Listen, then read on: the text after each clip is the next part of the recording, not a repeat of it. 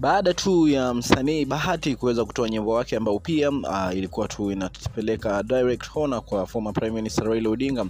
ngoma ambao pia watu wengi wameweza kuipokelea, ama Wakenya wengi tu wameweza kuipokea na kuweza kusema kwamba this time round Bahati tu ameweza kujaribu, ameweza come out na kuweka things clear baada tu ya watu wengi tu kusuggest ya kwamba ingekuwa vizuri zaidi wasanii wengi hapa nchini Kenya waweze kuja pamoja na kuweza kufanya nyimbo ya pamoja, ikiwemo tu msanii ama wasanii ambao famous hapa nchini Kenya kama vile tu wasanii wa Tanzania waliweza kuja pamoja na kuweza kumfanyia Magufuli nyimbo moja,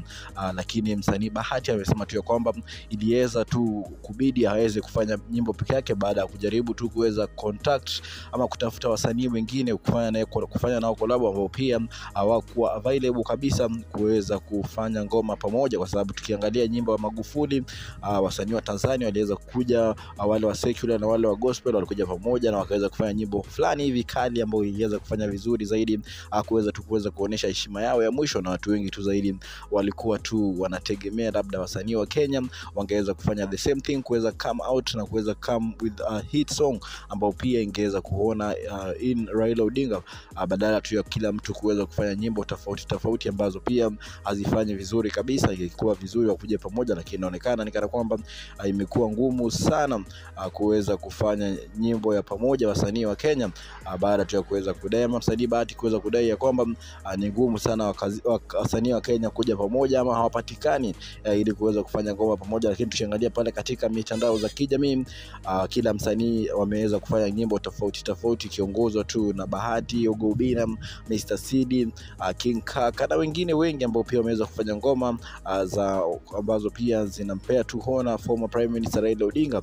kitu ambacho pia kinabaki tu midomoni wa watu. Inakuwaje ngumu ya wasanii wote kuja pamoja kuweza kufanya hit song moja? Ni kitu ambacho pia watu wengi tu zaidi wa Kenya wameweza kujiuliza, wakisema tu kwamba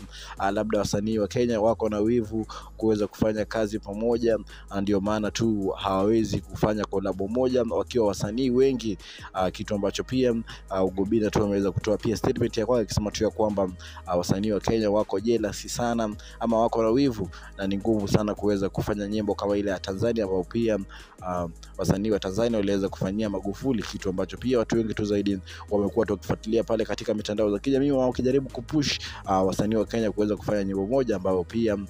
ingeweza tu kuweza kuonekana kana kwamba a symbol of unity, lakini haijaweza kufanyika kabisa, na nisho ambapo pia tutakuwa na follow pale katika mitandao za kijamii katika Udaku 254 na kupatia story ambazo zina trend mitandaoni, na make sure umesubscribe baby wa baby now.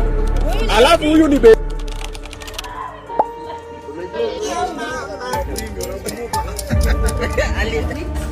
what's it called, blue band? Mafi Muscular. You know what? Yeah, this is it.